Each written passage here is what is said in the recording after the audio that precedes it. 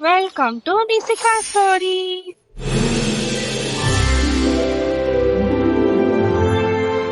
ఈ రోజు మనం తెలుసుకుంటున్న కథ రిచ్ అత్త పేద కోడలి. అనూష తన ఇద్దరు పిల్లలతో రోడ్డుపై వెళ్తూ ఉంది. పక్కగా ఒక కారు వచ్చి ఆగింది. రిచ్ లుక్తో ఒంటి నిండా బంగారం, ఖరీదైన పట్టు చీరలో రమ కారు దిగింది. అనూష రమని చూసి సంతోషపడింది. అత్త రమతో మాట్లాడాలి అనుకుంది. కానీ తన పేదరికం గుర్తొచ్చి ఆగిపోయింది. ఏంట్రా సుబ్బయ్య, కార్ని ఇలా అలగాజనమ్ముంగా ఆపావు? బుద్ధి ఉండక్కర్లేదా? అనింది కోపంగా. రమ చిన్నపిల్లల వైపు చూస్తూ, అయినా వీళ్ళకైనా బుద్ధుండాలిగా. ఖరీదైన కార్లు తిరిగే ప్రదేశంలో నడవకూడదని. రోడ్డుకి పేద ధనిక అనే భేదాలు ఉండవు అత్తమ్మా, మన మనుషుల్లాగా. ఎవరే నీకప్తా? నీ స్థాయి ఏంటి, నా స్థాయి ఏంటి? క్షమించండి అంటూ పిల్లల్ని తీసుకుని అక్కడి నుండి వెళ్ళిపోయింది అనూష. కార్ నుండి బయటికి వచ్చాడు ప్రతాప్. ఏంట్రమ్మా, వార్డెన్తో కాస్త ప్రేమగా మాట్లాడొచ్చు కదా. మీరెందుకు కార్ దిగారు? మనము మన డబ్బు వద్దు అనుకుని వెళ్ళిన వాళ్ళకి ఈ డబ్బు విలువ తెలియాలి కదా. అంటూ కారు ఎక్కి వెళ్ళిపోయారు. పాత పాడుబడిన ఇంటి ముందు అనూష పిల్లల కోసం ఎదురు చూస్తూ ఉన్నాడు కళ్యాణ్. అనూష పిల్లలు ఇంటికి చేరారు. ఏంటి అనూష, ఎక్కడికెళ్లారు? మీకోసం ఎంతసేపటి నుంచి ఎదురు చూస్తున్నానో తెలుసా? క్షమించండి, స్కూల్ నుంచి నడిచి వస్తుంటే పిల్లలు అక్కడ ఉన్న పార్కులో ఆడుకోవాలని మారం చేశారు. అందుకే ఆలస్యమైంది. సర్లే, లోపలికి వెళ్దాం పదండి. ఇంట్లో బియ్యం సరుకులు నిండుకున్నాయండి. నేను పని కోసమే ప్రయత్నిస్తూనే ఉన్నాను అనూష. ఏం చేయను, నాకు క్వాలిఫికేషన్ ఉన్నా కూడా ఉద్యోగం దొరకడం లేదు. ఒక మిల్లులో లెక్కలు రాసే పని ఉందని రమేష్ చెప్పాడు. రేపు అక్కడ పని దొరుకుతుందేమో చూస్తాను. అప్పటిదాకా అర్థమైందండి. పక్కింట్లో శైలజని అడిగి బియ్యం అరువు తీసుకుంటాను. పెరట్లో ఉన్న వంకాయలతో కూర వండుతాను. చాలా థ్యాంక్స్ అనూష. మనలో మనకి థ్యాంక్సులు ఎందుకండి? అనూష బియ్యం అరువు తెచ్చి వంట చేసి వడ్డించింది. తెల్లవారింది. కళ్యాణ్ పని వెతుక్కుంటూ వెళ్ళాడు. అనూష ఈ రోజు గడవడం ఎలా అని ఆలోచిస్తూ అరుగుపైన కూర్చుంది. అంతలో పావని అక్కడికి వచ్చింది. పావని, అనూష చిన్ననాటి స్నేహితులు. ఏంటి అనూష, ఎలా ఉన్నావు? నా బతుకు నీకు తెలిసిందే కదే. మీ అత్తగారు కోటీశ్వరులని తెలుసు, మీరు ఇల్లు వదిలి వచ్చేశారని తెలుసు. కానీ మీరు అన్ని కోట్ల ఆస్తి ఎందుకు వదిలి వచ్చారని మాత్రం నువ్వెప్పుడు అడిగినా చెప్పట్లేదు. ప్లీజ్ చెప్పు అనూష. సరే సరే చెప్తాను అంటూ జరిగిన కథ చెప్పడం మొదలుపెట్టింది. కళ్యాణ్, కమల్ గొప్ప స్నేహితులు. కమల్ తండ్రి కళ్యాణ్ వాళ్ళ ఇంట్లో డ్రైవర్గా ఉండేవాడు. రే కళ్యాణ్, ఆ కమల్తో స్నేహం మానుకోవా? నీకెన్నిసార్లు చెప్పానమ్మా, కమల్ నా ప్రాణ స్నేహితుడు. నీ స్నేహితులంటే నీ స్థాయికి తగ్గట్టు ఉండాలిరా. అమ్మా, నువ్వు కమల్ గురించి ఇలా మాట్లాడడం ఆపకపోతే నేను ఇంట్లోంచి వెళ్ళిపోతాను. నువ్వెది చెప్పినా మారవు, నీ ఇష్టం ఇంకా. కళ్యాణ్ కమల్ ఇంటికి వచ్చాడు. రే కమల్, అలా షికారుకి వెళ్ళొద్దాంరా. లే కళ్యాణ్, నాకు చిన్న ఉద్యోగం ఇచ్చింది. అది నీకు చెప్పాలనే రాబోతున్నాను. ఇందులో నువ్వే వచ్చావు. కంగ్రాచులేషన్స్ కమల్. అదనే నాకు పెళ్లి కుదిర్చావా? డబుల్ కంగ్రాట్స్ రా. నాకెంత సంతోషంగా ఉందో తెలుసా? నువ్వు కూడా మీ నాన్నగారి బిజినెస్ చూసుకోవచ్చు కదా. నాకు వాటిపైన పెద్దగా ఇంట్రెస్ట్ లేదురా, నీకు తెలుసు కదా. నీ ఇష్టం. కమల్కి లలితతో పెళ్లి అయింది. రోజులు గడుస్తూ ఉన్నాయి. బాబు కళ్యాణ్, నీకో సంబంధం తెచ్చాము. రేపే పెళ్లి చూపులు. నాకు ఈ పెళ్లి బిజినెస్ పైన ఇంట్రెస్ట్ లేదంటే వినరా మీరు? అంటూ ఇంట్లో నుండి వెళ్ళిపోయాడు. ఏంటి వాళ్ళు ఎవరిదాము? తెలిసిందే కదా, సంబంధం చూశారట, పెళ్లి చూపులట. అవునా, నేను వస్తాంటున్నాను. నువ్వు వెళ్ళు, నేను రావట్లేదు. అదేంటి కళ్యాణ్, ఒకసారి పెళ్లి చూసుకొని చూడు, నీకే తెలుస్తుంది ఆనందం ఎలా ఉంటుంది. ఎక్స్పీరియన్స్ చేస్తేనే కదా. అని బలవంతంగా ఒప్పించి పెళ్లి చూపులకి తీసుకెళ్లాడు. అంతా అమ్మాయి ఇంటికి చేరారు. బాబోగిరి కృష్ణ, ఆవిడ ఆయన ధర్మపత్ని సులోచన, వారికి ఇద్దరు పిల్లలు అనూష, రోగన్. పరిచయాల తర్వాత ముందు మా కోడలి పెళ్ళందు పిలవండి. అలాగేనమ్మా. అమ్మ సులోచన గారు విన్నారుగా, అనుషాన్ని తీసుకొస్తారా? అలాగేనండి. అని వెళ్ళి అనూషని తీసుకొచ్చింది. అనూష వచ్చి అందరి ముందు నిల్చుంది. రే కళ్యాణ్, చూడు, అమ్మాయి చాలా బాగుంది. కళ్యాణ్ ఇష్టం లేకుండానే అనూషని చూశాడు. మొదటి చూపులోనే ఒకరికొకరు నచ్చారు. శుభం, ఇక ముహూర్తాలు పెట్టించమంటారా? అలాగే కానివ్వండి. మంచి రోజు చూసి కళ్యాణ్ అనూషలకు పెళ్లి చేశారు. రోజులు గడుస్తూ ఉన్నాయి. కమల్ భార్యకి కవలలు పుట్టారు. చూస్తుండగానే 5 సంవత్సరాలు గడిచిపోయింది. ఒకరోజు కళ్యాణ్కి ఫోన్ వచ్చింది.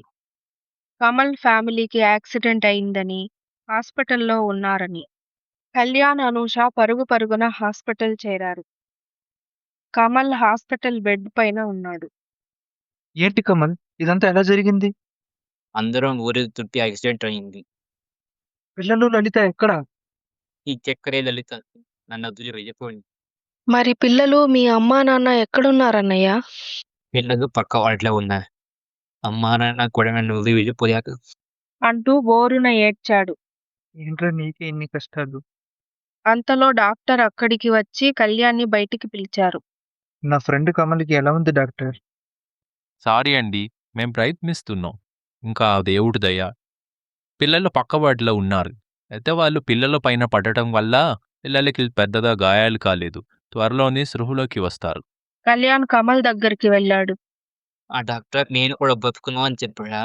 నోరు మీరా, ఎందుకలా మాట్లాడుతున్నావు? నాకు తెలిసిలేరా బక్కాలో అయిపోయిందని. అమ్మా నాన్న మెడిత నా కోసం ఎదురు చూస్తుంటారు. నా బాధల్లా పిల్లల గురించి వారిని అనాథలు చేసి వెళ్తున్నా అని. చంపేస్తా అలా మాట్లాడావంటే. నేనుండగా పిల్లలు అనాథలు ఎందుకు అవుతారా? ఆ మాట అన్నావు. నేను హాయిగా వెళ్ళిపోతాను. అని కళ్ళు మూశాడు. కళ్యాణ్, అనూష పిల్లల్ని తీసుకుని ఇంటికి వెళ్లారు. ఆగండక్కడ. ఆ అలగా జనాన్ని ఎందుకు లోపలికి తెస్తున్నారు? బయటే వదిలేసిరండి. కమల్ అన్నయ్య, లలిత కన్ను మూసారత్తమ్మా. ఈ పిల్లలకి మనం తప్ప ఇంకా ఎవరు దిక్కు? వాళ్ళు ఎలా అయినా చావని, నాకు అనవసరం. వాళ్ళు నా ఇంట్లో అడుగు పెట్టడానికి వీల్లేదు. అమ్మా, ఇలా కఠినంగా మాట్లాడకు. నేను కమల్కి మాటిచ్చాను. ఈ పిల్లలు ఇప్పుడు నా బాధ్యత. అవునత్తమ్మా, పాపం మీ పిల్లలు. మనం పెంచుకుందామత్తమ్మా. వస్తే నీ ఇద్దరూ రండి, లేదా మీరు కూడా వెళ్ళొచ్చు. ఆస్తిలో చిల్లి గవ్వ కూడా ఇవ్వను. ఏంట్రమ్మా ఈ చాదస్తం? ఏం మాట్లాడుతున్నావో తెలిసే మాట్లాడుతున్నావా? తెలిసే మాట్లాడుతున్నా. ఈ అలగాజనం మా ఇంట్లో అడుగు పెట్టడానికి వీల్లేదు. అయితే వినండి, నేను అనుషకి ఈ ఇంట్లో ఉండం. మాకు మీ ఆస్తి అక్కర్లేదు. ఆస్తి లేకున్నా ప్రేమ, అనురాగం ఉంటే చాలని నిరూపిస్తాం. అని పిల్లల్ని తీసుకొని అక్కడి నుండి వెళ్ళిపోయారు. ఇది పావని జరిగింది. ఎందుకే అంత ఆస్తి ఉండి కూడా మీకింత కష్టం?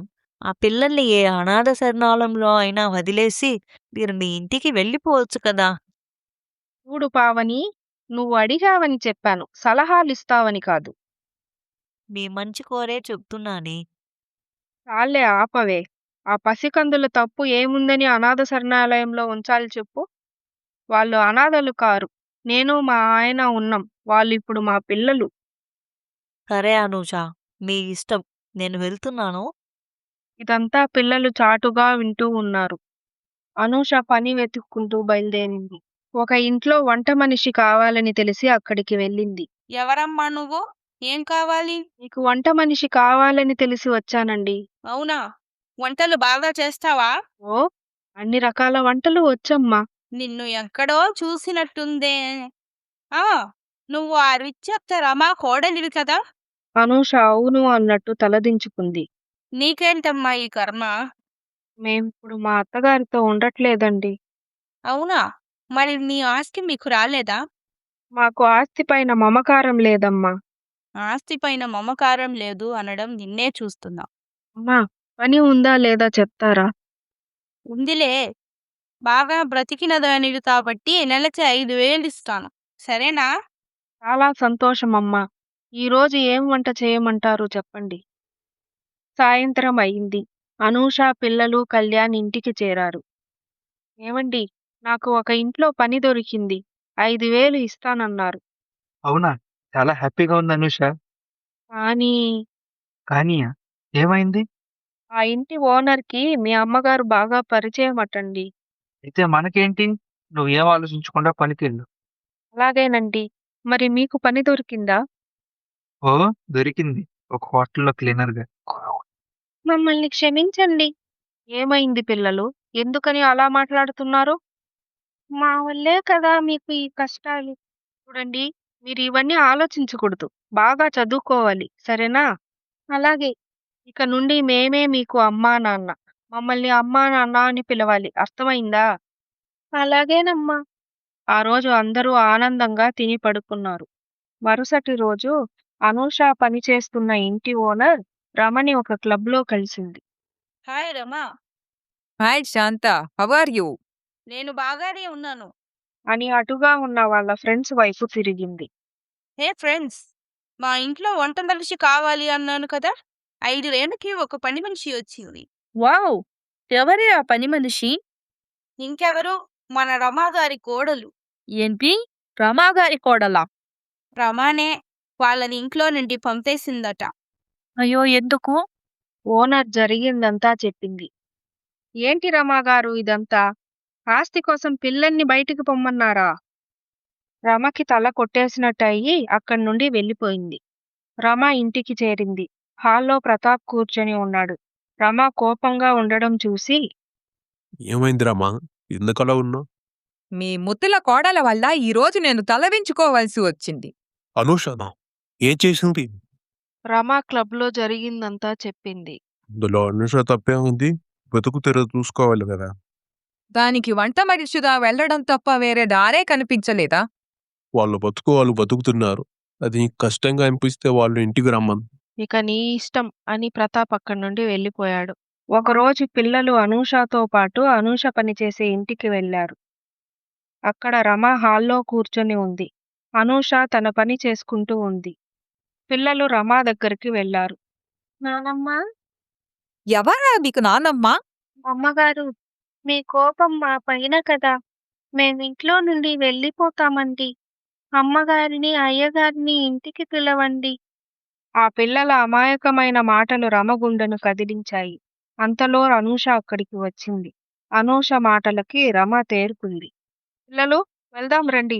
మీరు ఎవరి కోసం ఎక్కడికి వెళ్లాల్సిన అవసరం లేదు అని పిల్లల్ని తీసుకుని అక్కడి నుండి వెళ్ళిపోయింది. రోజులు గడుస్తూ ఉంది.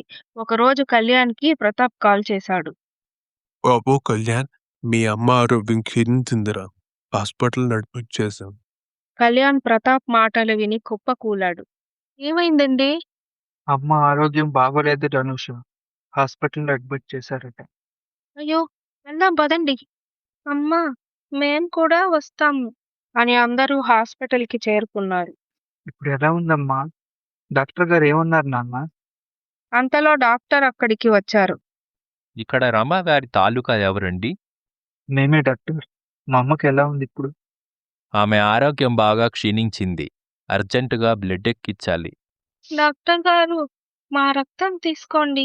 అమ్మగారిని ఎలా అయినా బ్రతికించండి. పిల్లల మాటలు విన్న రమ గుండె కరిగిపోయింది. ఇంత మంచి పిల్లల్ని అలగాజనం అన్నానే అని తలదించుకుంది. నర్సు వచ్చి బ్లడ్ దొరికిందని చెప్పింది. డాక్టర్ ఇక గండం గడిచినట్టే అని చెప్పాడు. ఇలా రండి పిల్లలు.